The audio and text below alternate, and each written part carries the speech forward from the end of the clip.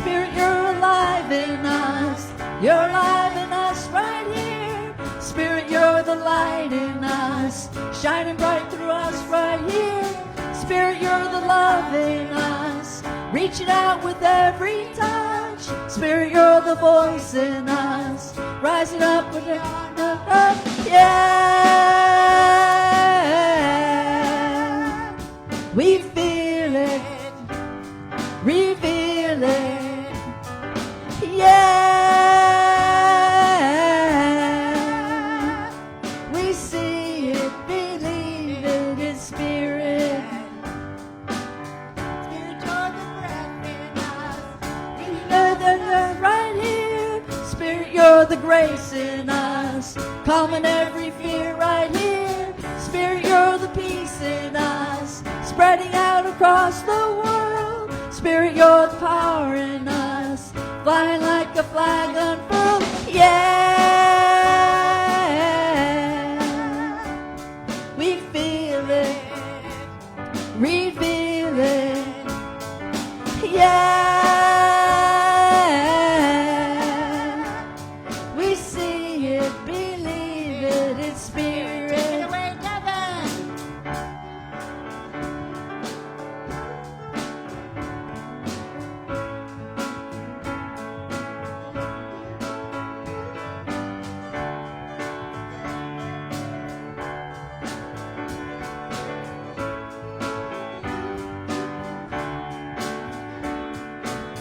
Spirit, you're alive in us.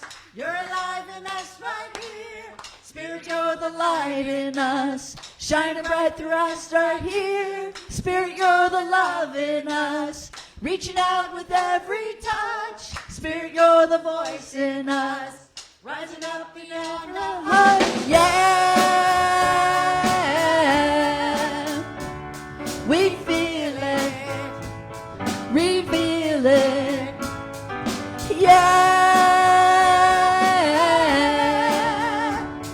we see it, believe it. Yeah, we feel it, reveal it. Yeah, we see it, believe it, it's Spirit. We see it, believe it, it's Spirit. See it, believe it, it's Spirit.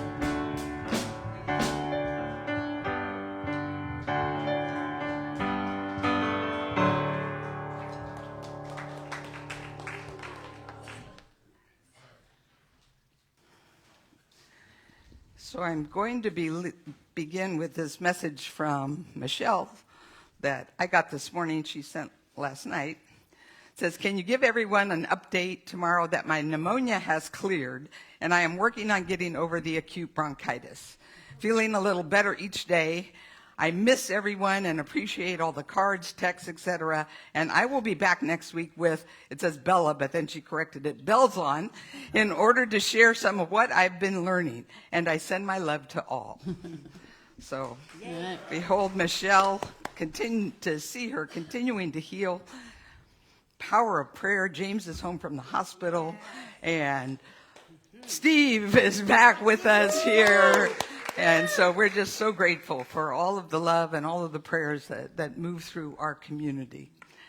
So, as our affirmation for peace in the Middle East and in solidarity with our Muslim and Jewish brothers and sisters, all of us people of the book, we greet one another. Assalamu alaikum. Wa alaikum assalam. Peace be upon you. And upon you, peace. Shalom. Alaikum shalom. So as most of you know, I'm Rev Vicky Elder, and it is my joy and honor to welcome you on this first Sunday of autumn to Unity of Monterey Bay, a beloved community co-created with love and intention that welcomes all people, all races, ages, cultures, ethnic backgrounds, economic circumstances, nationalities, and religions. Whatever your immigration status, sexual orientation, gender identity, family configuration, and or abilities. Whether you're here with us in person or joining us virtually, We know that love knows no boundaries. We are one in spirit.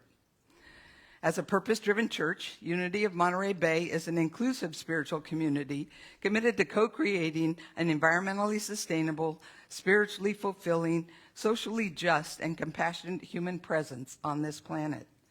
We celebrate our oneness and honor the God of each of our understanding, affirming the innate good and divine essence within each and every individual. Would you please join me in our statement of faith? There is only one presence and one power in the universe, God the good, expressing as infinite God beyond us, intimate God beside us, inner God being us, divine love in action. And as we allow this knowing to deepen within our souls and serve to awaken us into enlightenment for the benefit of all living beings, we once again join in holding a high watch for our nation throughout this election season and for the world with this prayer for peace. I offer you peace. I offer you peace. I offer you love. I offer you love. I offer you friendship. I offer you friendship. I see your beauty. I see your beauty. I hear your need. I hear your needs. I feel your feelings. I feel your feelings. My wisdom flows from the one source. My wisdom flows from the one source. And I bow to that source in you. And I bow to that source in you. Let us work together for unity and love. Let us work together for unity and love. And so it is. So it is. And now would you please affirm with me? Thank you, God, for this most amazing day. Miracle follows miracle, and wonders never cease. And so this is the time that we celebrate our children, those in our spiritual community, those in our families, those in the larger community, and all the children of the world. We hold them in our hearts, and we see them protected and resilient, creative and evolving, joyous and loved as we join in our heartfelt blessing. We love you, we bless you, we appreciate you just the way you are. This bright light of mine, I'm gonna let it shine. This bright light of mine, I'm gonna let it shine. This bright light of mine, I'm gonna let it shine. Let it shine, let it shine, let it shine.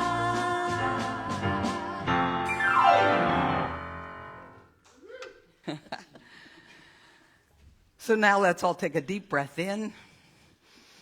Let it out with an audible sigh as we center ourselves to embrace this blissful interconnection with Spirit and invite the chime to call us into this sacred space within.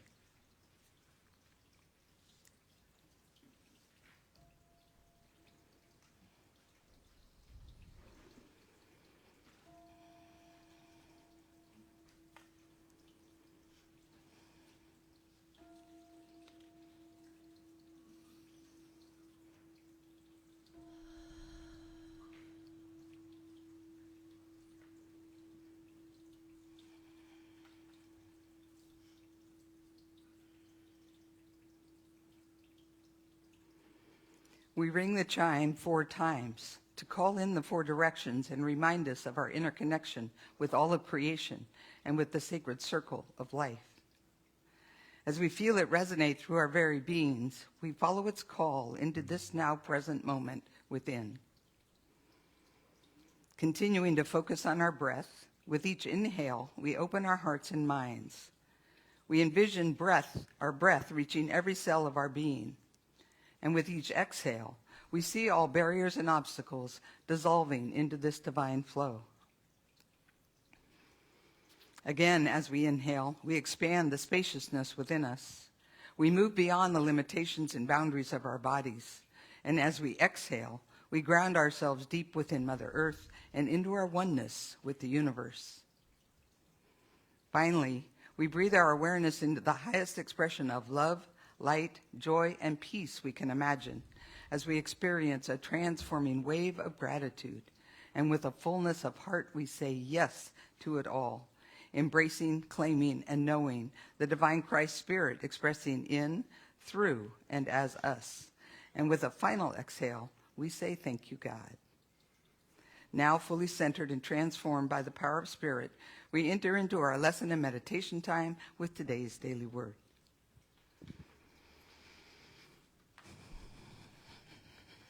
And the word is guidance. We read from the September 17th Daily Word, shared with permission of Unity, publisher of Daily Word, that can also be found at dailyword.com. I invite you to allow my words to be your words. Heeding divine guidance helps me live a spiritual life. When I feel pulled in too many directions, when my inner resources feel stretched to capacity, when I struggle to see my way forward from a trying situation, I turn within to listen to my guidance. Feeling divinely guided, perceiving spiritual life beyond this physical one, trusting that the presence and power of God is in and through all things, are my comfort and my strength. My guidance is my anchor and my light. It is the voice I listen to and the knowledge I trust. Heeding my guidance helps me put my spiritual life ahead of my worldly concerns. When I do this, I am calm and poised, unperturbed by shifting circumstances and unsettling developments. I am divinely guided to my highest good. And from scriptures, the Lord will guide you continually and satisfy your needs in parched places and make your bones strong. Isaiah 58:11.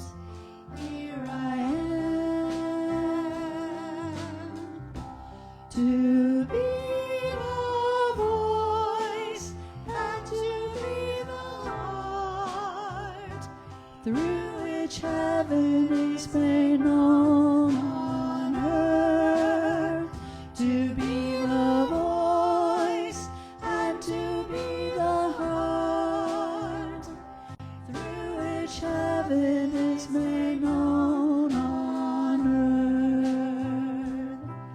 I am that I am, I am that I am, I am that I am, I am.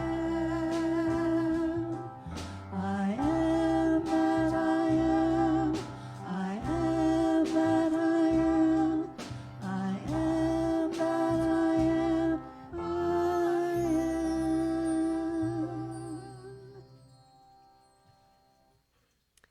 In witness to the wisdom of the many paths to the sacred, we read from 3 sacred traditions on this morning's topic, courage.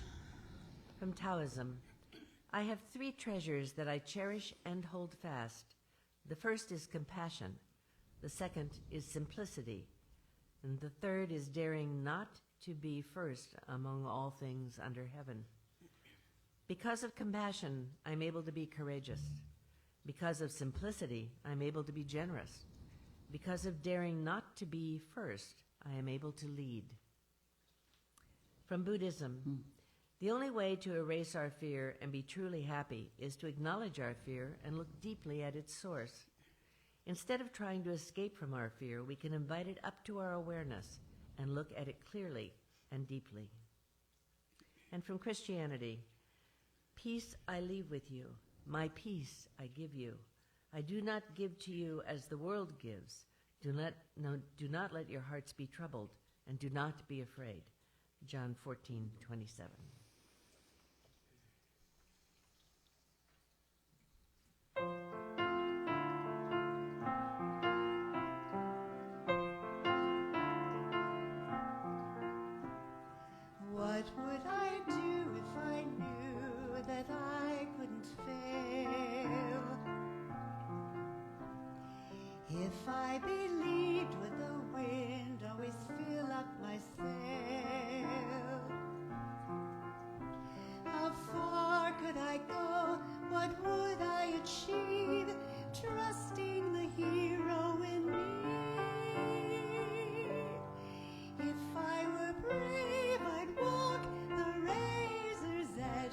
where fools and dreamers dare to tread. I never lose faith, even when losing my way. What step would I take today if I were brave?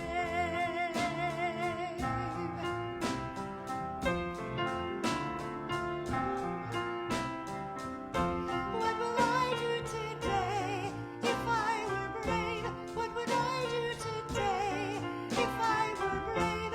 What would I do today if I were brave? What would I do today if I were brave?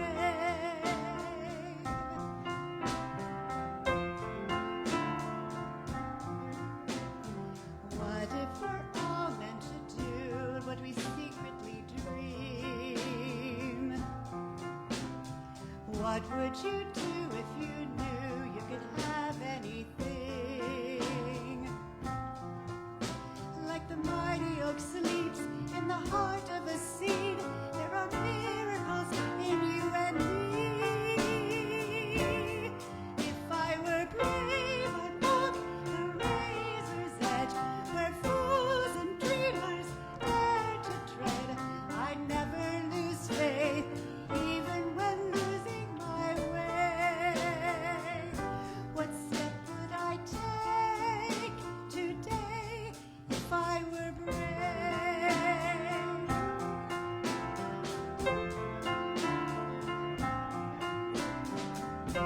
What would I do today if I were brave? What would I do today if I were brave? What would I do today if I were brave? What would I do today if I were brave? If I refuse to listen to the voice of fear, would the voice of courage whisper in my ear?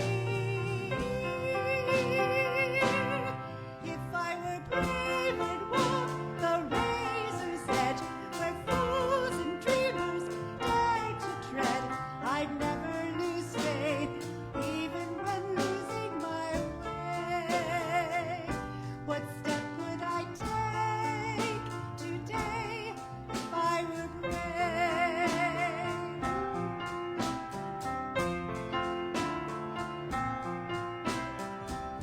What will I do today now that I'm brave? What will I do today now that I'm brave? What would I do today now that I'm brave? What would I do today now that I'm brave?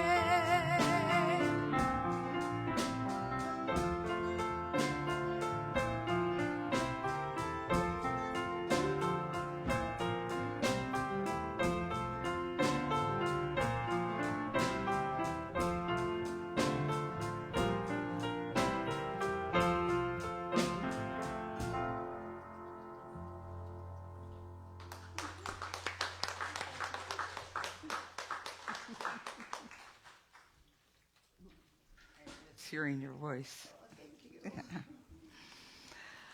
So, I think we can all agree that to live on planet Earth with all of the beauty and all of the mess takes courage. Our 21st century world is a complicated place with complicated situations, emotions, and challenges. Now, that's not to say that other times were less messy or less complicated.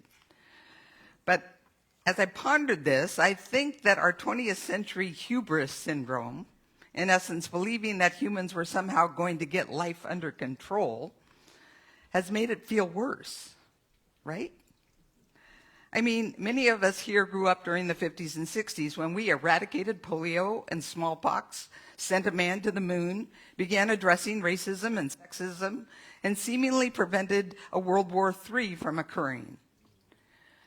But then there was Vietnam and Watergate and Rodney King and growing toxic air pollution, and as they say, the rest is history. Nevertheless, our positive expectation that we could somehow fix it, I believe, continued for quite a while. I share this all because of my, and I think our expectations, as said in this last half of the 20th century, became our story, which continues to color how we experience life.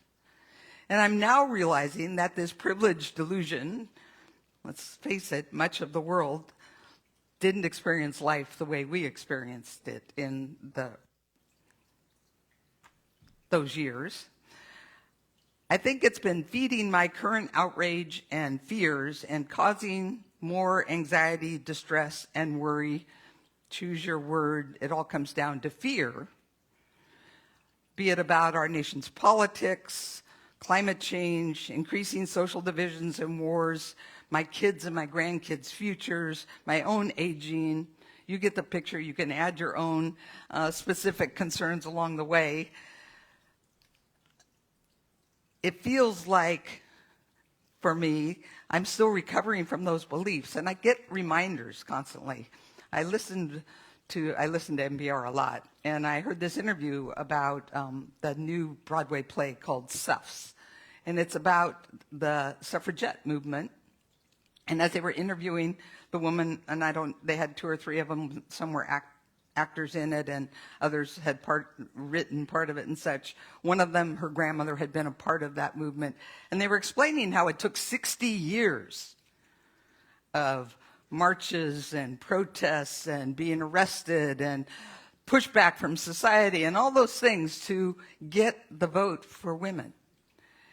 And as I listened to that, and I was reminiscing on the feelings I've been having about today's climate and such, I realized how much I've been taking for granted, how much I just assumed that the world was going to go forward, and not realizing that that came largely from a place of privilege, that I wasn't facing the things that I thought were all out there. A lot of folks in our nation and in our world didn't get to experience those things. And it made me realize that they're keeping on. They're not getting all upset. They're just saying, yep, we got to continue with this journey. We got to continue to get up and take action and ground ourselves and do what needs to be done.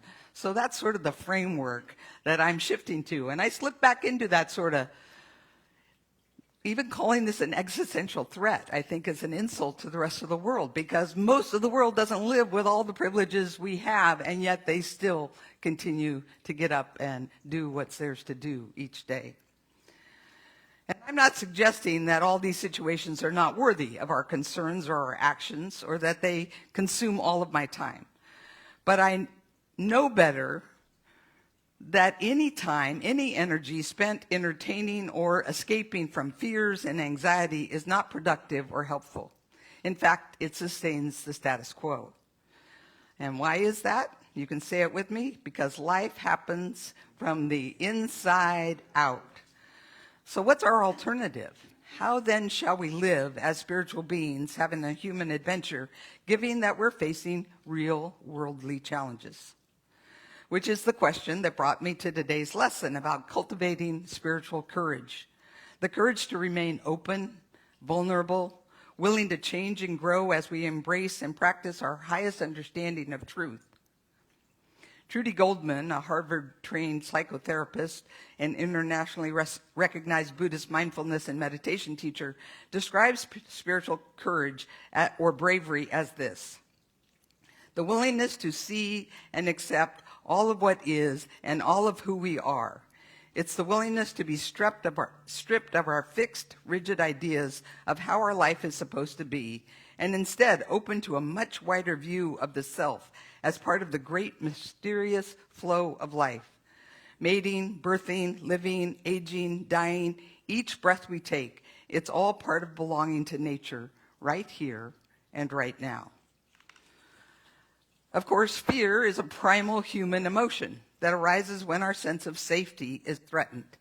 That includes our external physical safety, including threats of violence, natural disasters, poverty, and our health challenges, as well as our internal safety, including threats against our emotional, intellectual, social, moral, or spiritual stability and well-being, as well as the fear of change and the unknown, which I think is probably the most powerful one, that sort of every fear we have, we can trace it back to that we don't know what's going to happen, and that's why we're afraid.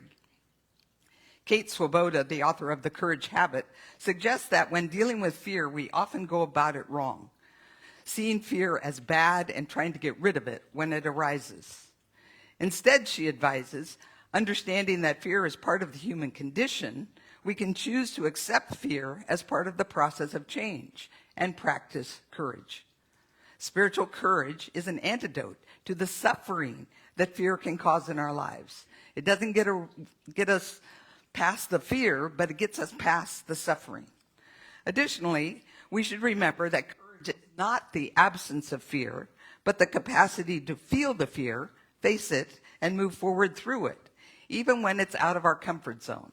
Because let's face it, almost all growth is out of our comfort zone. So if you're feeling uncomfortable, congratulate yourself and step into the learning possibility there. In fact, Goodman points out that it's an act of spiritual bravery to explore our fear instead of attempting to suppress it.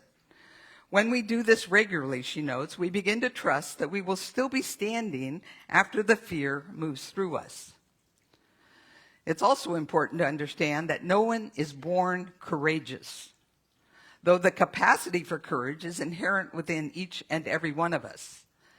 Nevertheless, it requires attention and cultivation to make our natural default response, to make it our natural response.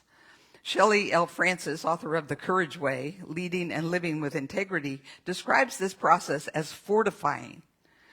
She offers this concept of fortifying as a fifth alternative response to fear that is more beneficial than fighting, fleeing, freezing, or flocking. When we're fortified, we have developed the capacity to choose how we respond rather than simply reacting, and our choices come from a healthier, more self-aware stance. Fortitude, Francis notes, is another word for courage, and it can become a way of being, a practice that we can have in our toolbox for coping with difficulty. In other words, as Swoboda notes, courage can become a habit, making us feel more emotionally resilient as we face and make life's challenges, choices, and changes. So let's take a little time now to look at how we can fortify ourselves by developing a habit of courage. We begin, according to Dr. Goodman, by recognizing that spiritual bravery is an orientation to life that invites us to view everything we encounter as an opportunity to grow, heal, and connect. It means fostering a willingness to engage with and learn from whatever life brings us, rather than complaining or saying, why has this happened to me, or becoming a victim, or seeing whatever's going on out there as, putting our emphasis out there. If we can just breathe within and say, life is life. As we accept what life is, then we can tune into the opportunities that we have. What is mine to learn here? And as we learn, our lives just expand and become more amazing. If you Google cultivating courage, you'll discover a variety of practices to that end. This morning, I'm offering 6 that I adapted and integrated from both Goodman's and Swoboda's suggestions. And they begin with practice mindful awareness. Surprise, surprise, right? What we have been learning is it always comes back to our self-awareness. As our third unity principle states, we create our own life experience through the thoughts, including beliefs, attitudes, and feelings that we hold in our consciousness. In essence, life doesn't happen to us, but through us. But even more than understanding this principle, which I think we can all cite it, the challenge becomes living it, which is why our fourth unity principle is the practice of meditation and mindfulness. Goodman explains that meditation allows us to practice stepping back and become a kind witness. Emphasize that, a kind witness. Not one that's judging, not one that's condemning our mistakes and such, but just witnessing our own mind. It's an awareness of just being without the overlay of thoughts and judgments. And mindfulness, the capacity to be fully present right where we are in this very moment, helps us interrupt that constant state of mental distraction and input overload that can mire us in worrying about the future or ruminating about the past. And as we interrupt that, we're able to participate in the world more fearlessly with an open heart and a clear and honest mind. Both of these practices are foundational to cultivating courage. Goodman suggests because they give us the agency to pause, tune into the present moment, feel the sensations in our body, hear the sounds of life around us, and watch our thoughts flow by. And then, from that place of groundedness, we can consciously choose our response in any given situation rather than being in reaction from our often dysfunctional autopilot settings. Anybody relate? So number 2 is finding safety in our bodies. Swoboda points out that fear shows up in our bodies. For example, as sweaty palms, a queasy stomach, tightness in our chest, or other vague senses of discomfort or unease. I invite you to just take a moment to consider what your bodily signals are when you're feeling fear. I know for me it has everything to do with my stomach. As we become aware of our body's reactions and sensations, it allows us to recognize our emotional response to events or circumstances so we can consciously listen to and then begin to work with them, rather than be unconsciously run by them. It is also much easier to be spiritually brave when we know how to find or create a space of calmness in the center of the storm. Harnessing the power of breath is something we can do whenever and wherever we feel anxious or unsafe. Number 3, listen without attachment. Since life happens from the inside out, we need to mindfully pay attention to our inner thoughts and the feelings so we can choose where we're going to focus our attention. Often, when we find ourselves stuck in fear, we are listening to that ego voice within us that often feeds us streams of misinformation about our abilities, the world, potential dangers out there. You all know that voice, right? Admittedly, sometimes it takes a while to realize that it's our ego fears that are talking and not our higher wisdom. We can sort of get caught up in the drama of it all until we take a breath and remember. Fortunately, our mindfulness practice not only helps us discern who is talking, is this coming from my ego or from my higher self, and it helps us do that quicker, but it also equips us with the capacity to observe and listen for the underlying messages our ego is voicing. For example, insecurity, fear, envy, grief, anger, or frustration. When we can tap into the feelings we're having underneath these thoughts, then we'll be able to process them. And when we can listen to that voice from our higher self without attachment or judgment, we can gain insights into our early programming and defining stories. And that awareness is the first step to changing the stories that no longer serve us. I've found that it's a never-ending journey of self-discovery that can open doors to forgiveness and healing, reduce judgments, and increase our understanding and compassion towards ourselves and towards others. It's the path of developing spiritual maturity. The 4th concept is to embrace every emotion.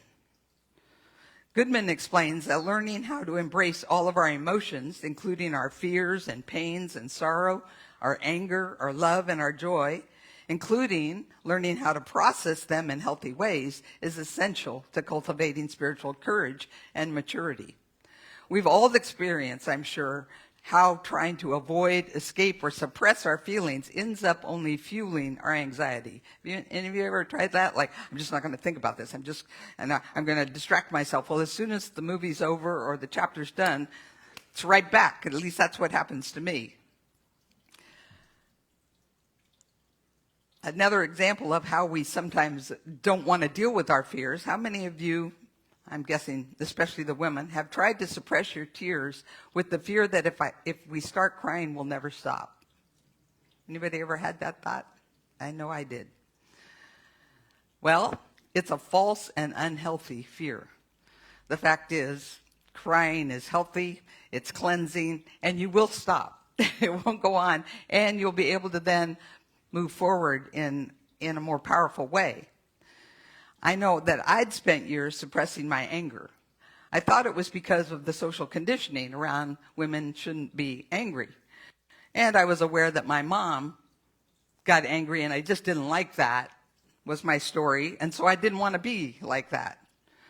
But processing and reflecting over this past year about my daughter sharing about her experience of her dad's and my divorce and my subsequent marriage to Rory helped me realize that my aversion to anger had more to do with an unconscious fear I had around my mom's anger, which ultimately led me to I was unskilled in handling my divorce. I was unaware that my aversion to anger and not wanting to make her dad angry, which triggered all those same feelings, actually inhibited how I dealt with the divorce and how I didn't protect Bree in that process. A regular practice of meditation and mindfulness helps us develop the capacity to safely turn towards our feelings rather than away. It allows us to discover and evaluate the validity of the underlying beliefs and triggers and reprogram ourselves where appropriate. So through that kind of reflection, I've been able to create a new story, one that honors Bree's experience, which is what she wanted. She wanted her actual experience to be part of our family's story rather than the glossed over one that made everything look fine. As I've integrated this, it allows me to not only include her story, but also to own and forgive my part in her pain, while also revealing more of my own journey towards wholeness. Over time, we learn that not only can we survive feeling our challenging emotions, but we actually come through the process stronger, wiser, and clearer. Number 5 is reframing limiting stories. As humans, we make meaning out of our experiences by telling stories to ourselves about the world and about our lives and how things operate. Now, we usually don't recognize that they're stories. We think that they're the facts, right? But as our third unity principle explains, our stories become our reality. They're self-created and they become our reality, our facts, our personal lens on life, and have everything to do with how we see ourselves and the world. Coloring our experiences like designer sunglasses that filter everything through our beliefs and expectations. That's a good image to hold when you're feeling yourself opinionated and such as like, say, what glasses am I looking through that is making me come to these conclusions? Now, the thing is, not all our stories are negative, and some are more helpful than others. For example, do our stories determine whether we believe people are inherently good or evil? And or is the world trustworthy or threatening? Our stories determine whether we approach life as a victim or a survivor, whether we view new experiences as dangerous or as opportunities, and whether we believe we have the capacity to develop more courage or are essentially just not very brave. Fortunately, once we understand that we create the stories that define us and define our lives, we can begin to ask ourselves, how are these stories, beliefs, attitudes working for me today? Swoboda notes that reframes need not be wildly optimistic.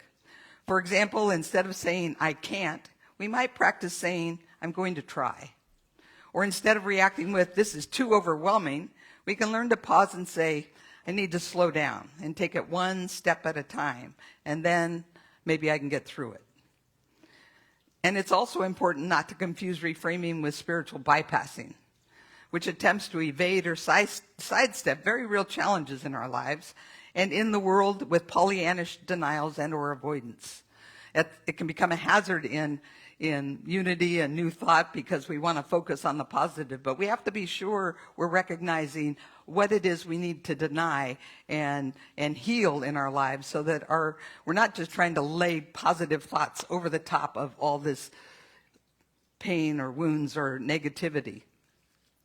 Effective reframing is not simply adopting a positive or optimistic spin on things, but rather it involves the comprehensive work of developing emotional and spiritual maturity, as discussed throughout all of these practices. Ultimately, reframing or replacing our limited error stories with stories that open us to new possibilities can create noticeable changes in our lives, including a greater sense of agency and capability, as well as more positive emotions and optimism, which lead to greater resilience and growth. Because as we do it, we recognize that we can. And the more we do, the more confidence we get that we can make it through whatever life throws at us. We can grow through whatever life throws us at. And finally, the last practice is to create community. To truly live courageous lives, it helps to have like-minded people around us who are also trying to honor the values of courage, rather than folks that are saying, oh, you don't want to try that. You know, we all know we have people that sometimes our parents that can be very protective, sometimes our children that can be very protective. Say, you don't want to do that because it scares them. And so we need to surround ourselves with those that support our growth, with those who are also connecting with something greater than themselves. Co-creating courageous, communities like UMB gives us the support we need to face our challenges. When our stories get in our way, we need people who are doing similar work and grounded in a similar faith to help us see where we're stuck and what we're truly capable of. Charles Duhigg, author of The Power of Habit, writes, for most people who overhaul their lives, there are no seminal moments or life-altering disasters. There are simply communities, sometimes of just one other person, who make change believable. How many of us can think back of feeling stuck and it was because someone believed in us? Someone was there to support us. Someone helped us realize that we're not alone, that lots of people have the feelings that we think we're the only one having in that moment. A community committed to spiritual values such as kindness, vulnerability, optimism, and compassion helps buffer us from the stress of taking risks and supports us in going for the big life changes that make real differences. Again, I know I experience the power of community support right here at UMB, whether it's a reminder to look for the blessings or the camaraderie and support to stay engaged in the long haul, slow change efforts like those of COPA. Making change or staying the course when appropriate is simply easier when we have support. So as I reread and reviewed this lesson last night after getting back from Sue and Mary Ann's barbecue, I realized that the bottom line to courage is grounded in the desire and willingness to continue to grow, evolve, and mature, trusting that God is good all the time and is with us every step of the way. Namaste.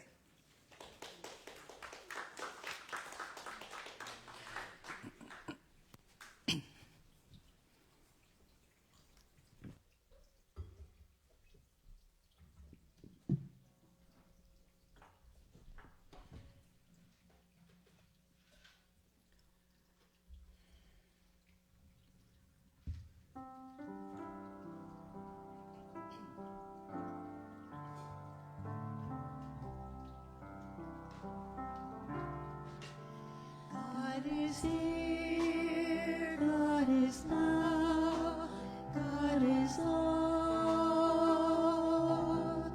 God is the light within my heart. So I see and I feel and I know all is perfect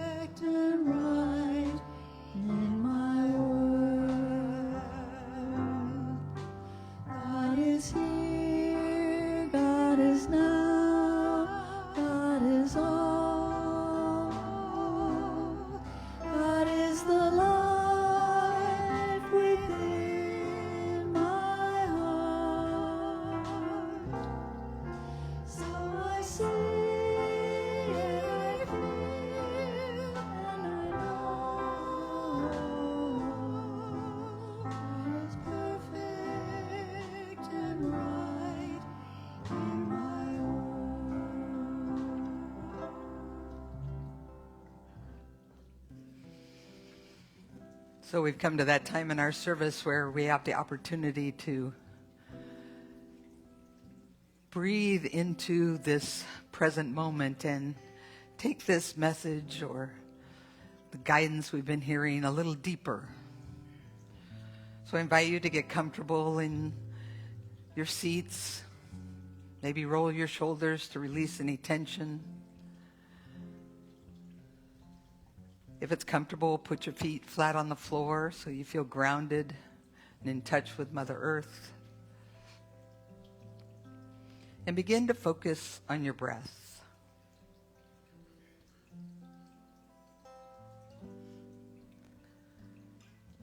I'm going to share with you this morning some of the exercises that were suggested by these writers in how we can use meditation and breath as a grounding experience and a way to work with fears and other uncomfortable emotions that come up. So I'm going to invite you to take 3 deep, slow belly breaths. If it helps, you can put your hand on your belly so you experience the breath coming all the way into your belly.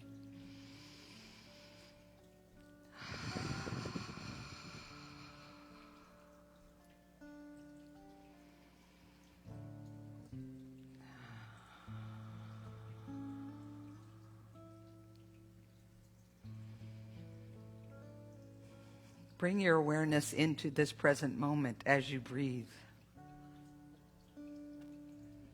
Think about where you are, how you're feeling. What are the sounds that you can hear? What are the sensations in your body?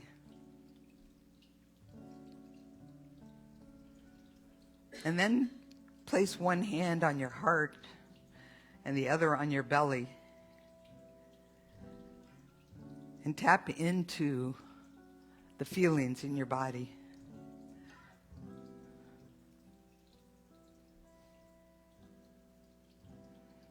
Is your body relaxed or tense? Can you imagine connecting to the earth as your feet are flat on the floor?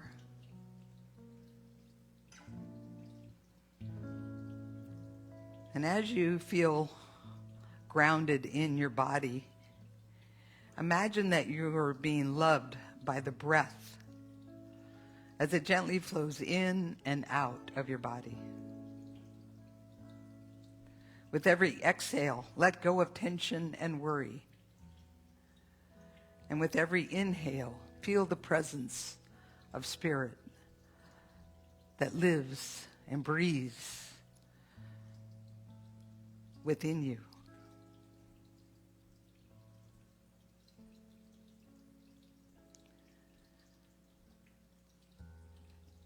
Another practice is to use when we're experiencing difficult emotions. You might want to bring an emotion or an experience to mind that's been challenging for you recently. Again, placing one hand on your heart and one on your belly. Tap into that emotion and name it. And then breathe deeply into it while bringing a sense of acceptance, curiosity, and patient tenderness.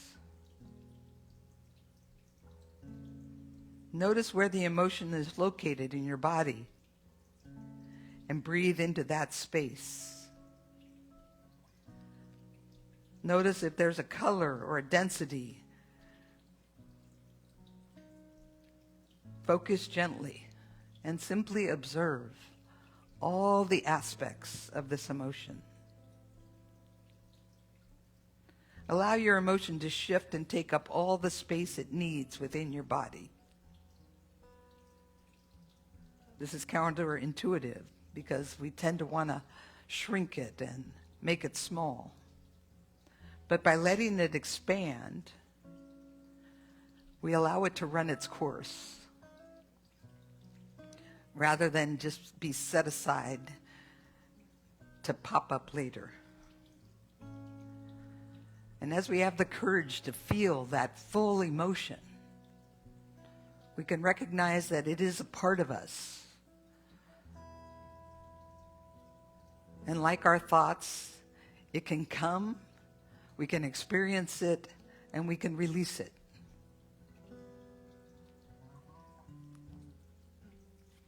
And finally, we use meditation to connect with something greater than ourselves.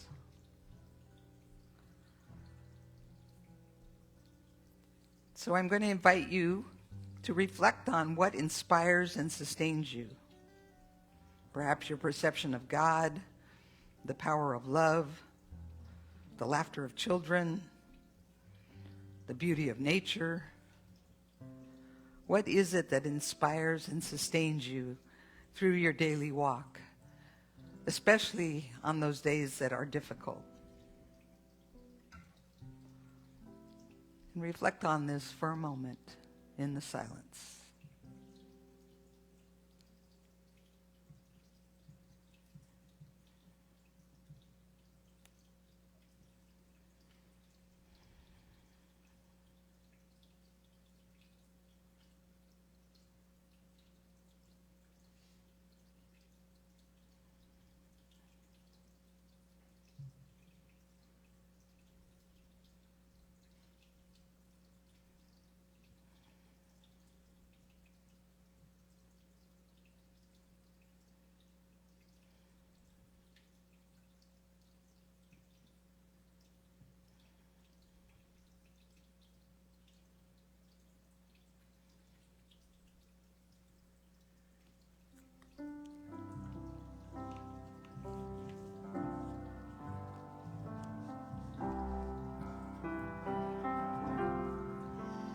God is here, God is now, God is all. God is the light within my heart. So I see and I feel and I know all is perfect and right in my world. God is here, God is now, God is all. God is the light within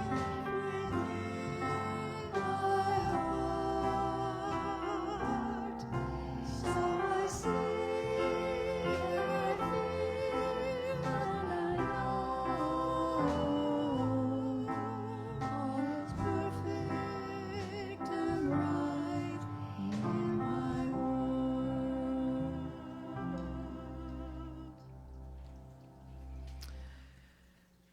And so now as we bring our attention and our awareness back to this place and this time, more in touch with the power of our breath, more encouraged in our capacity to develop a habit of courage, grateful for a community that supports us and grows with us, we can exhale with deep gratitude as we open our eyes.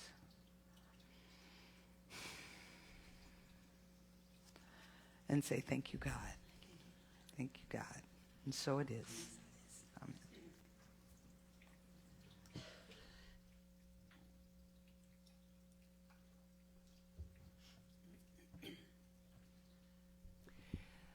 Well, church family, we've reached the time in our service where we have an opportunity to materially add to the flow of God's good in the world. And of course, even more important than that is your energy and your love for this organization and each other. Unity of Monterey Bay is the collective consciousness and commitment of all of us who give of our time, our treasure, and our talent in order to sustain this spiritual community that is dedicated to transforming lives. Our September 9th daily word offers this wisdom. When worrisome thoughts trouble me, I respond by counting my blessings. Each blessing that comes to mind is a manifestation of prosperity. As I give thanks for each one, my prosperity consciousness grows. I begin to recognize abundance everywhere, in the beauty of nature, in acts of kindness, in words of praise. I give thanks for my talents and my skills, for the opportunity to do meaningful work. I count my friends and family amongst my greatest blessings. I discover more ways I have prospered, and I find new channels of good. My heart fills with love and gratitude as I realize my prosperity. And of course, just before the ushers come forward, I have a small story for you. Often my stories are funny. They're intended to be. They come from my grandchildren, who are the funniest people alive, a lot of them. This story isn't funny, but I hope it's inspirational. And I have a brother, Robert, who lives in Long Beach, who has Parkinson's. And he's about midway through the Parkinson's journey. That means it's affected all of his motor skills and his cognition. The other thing to know about my brother was that he made a considerable amount of money in Silicon Valley by being the smartest engineer anybody ever ran into. He has begun sleepwalking and has been found by his wife outside in the middle of the night, fortunately in their backyard as opposed to out in the street. But she's had to wake him. He's had no knowledge of how he got there. 25% of the people with Parkinson's develop Lewy body dementia, which is very similar in its the way it looks to Alzheimer's. And one of the early signs of that can be sleepwalking. And Parkinson's patients are much more prone than the average to it. So he was terrified by what had occurred. And when I checked in on him a couple of days ago, several days had gone by since this last incident, and he was doing much better, and emotionally. And I said, well, what's made the difference? He said, well, I remembered I was an engineer. I ordered all the parts I needed to build my own room sensor that would detect movement out of the room. And I have built it, installed it, and it works perfectly. And that, my friends, is courage. So now, as the ushers come forward, please, I invite you to think of something that you're grateful for.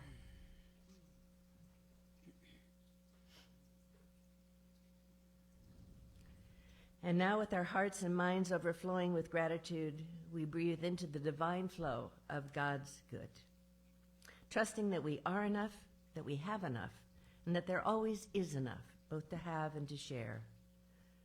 We give thanks for all the ways you give in person, online, monthly auto payments, using the QR code from the pews, or your credit card in the sacred grounds. And we ask that everyone join in faith and gratitude as we pass the offering baskets this morning, by holding and blessing the basket as it passes to you. And now, please join me in our offertory blessing. We give thanks, I am an open channel for God's infinite good, divine love flowing through me, blesses and multiplies everything I give and everything I receive. I am both blessed and a blessing.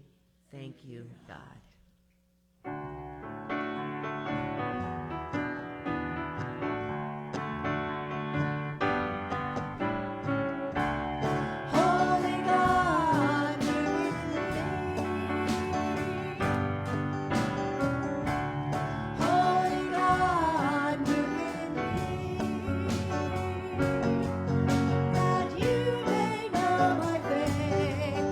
And I may know your grace.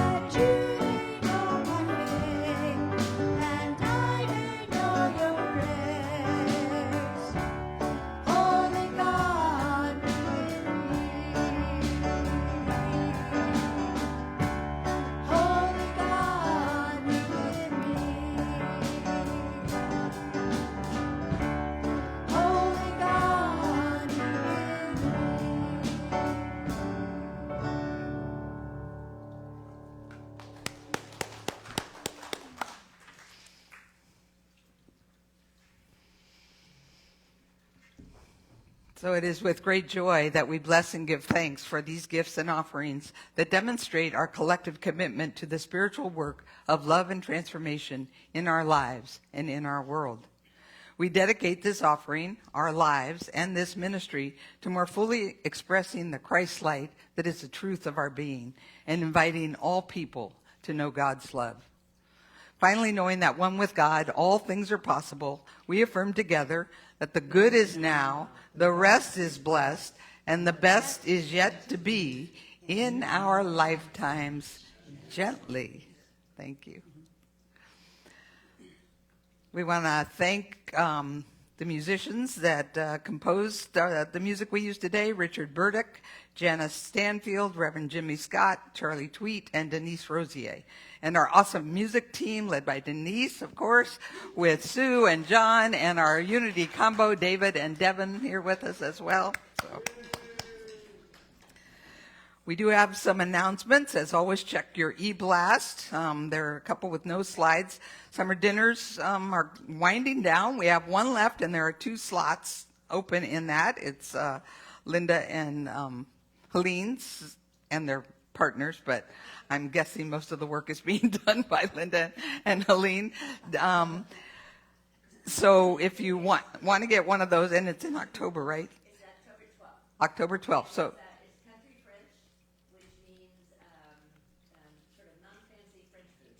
There'll be options for vegetarians, nothing for vegans, I'm afraid, and some yummy cocoa mom, which is chicken dish, Huh? cassoulet, which is a white bean dish, Huh. and sounds yummy. scrumptious. Yes. So 2 slots left. Well, and there's actually 4. Oh. Kathy and I bought 2 for friends of mine that aren't going to get here till the next day. Oh, okay. So those are now angel tickets. All right. If somebody wants to go, there are 2 tickets. Just discuss it with whoever's appropriate. All right.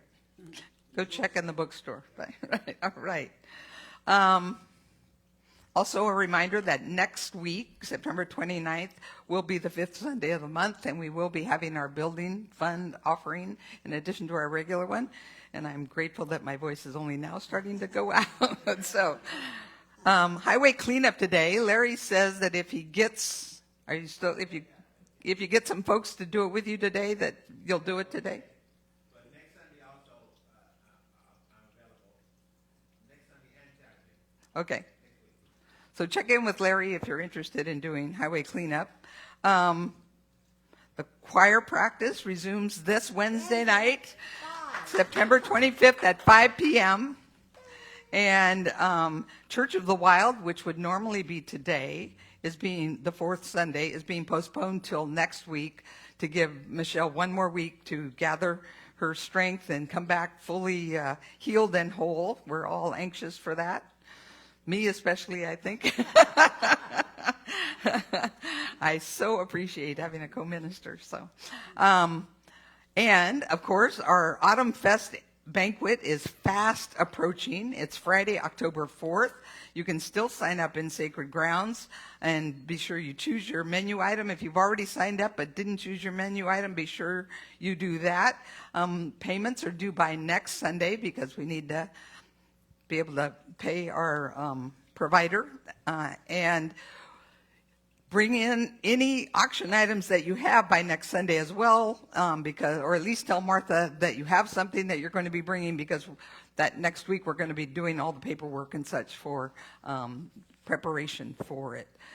And finally, the workshop that we've been talking about is coming up as well. It will be the Sunday after the banquet, and the price has been reduced from $55 to $35, and that still includes the $23 book. So I think it'll be an interesting, he comes very highly recommended, and the stuff that he's sent us seems very interesting and such. It's about positive communication and effective communication, so invite you to sign up for that. And we will be having a potluck luncheon of the people that are going to be attending the workshop, or anybody who wants to join the potluck luncheon before that workshop. So as we bring our service to a close, we're grateful that you have joined us. live or virtually. And whether it's your first time or you're a regular, we hope that we've made you feel at home with our Unity of Monterey Bay community, knowing that wherever you are on your spiritual journey, you are welcome here. If it's your first time with us, be sure to pick up a packet of information in the back of the church. One of the ushers can help you with that. Our chaplain today is Sue, so if you have prayer needs or prayer desires that you'd like support in, Sue will be up here or around. You can grab her and you can either go into a prayer room or you can pray right where you are. So we're grateful for our chaplains who continue to hold the high watch and pray for our community at large, but also for all the prayer needs that come in through our website. So now, with all of that, we can make our circle for our prayer and peace song.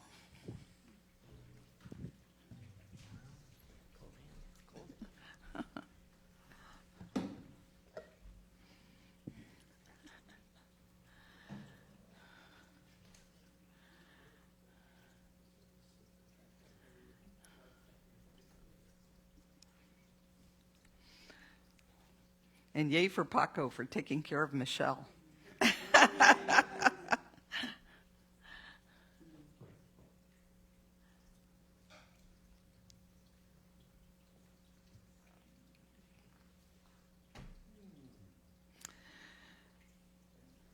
And so as we continue to hold all of those in our hearts who are in need of prayer in our prayers today, and hold our world and our nation and the upcoming election in our prayers for peace and guidance and wisdom, join in our prayer for protection.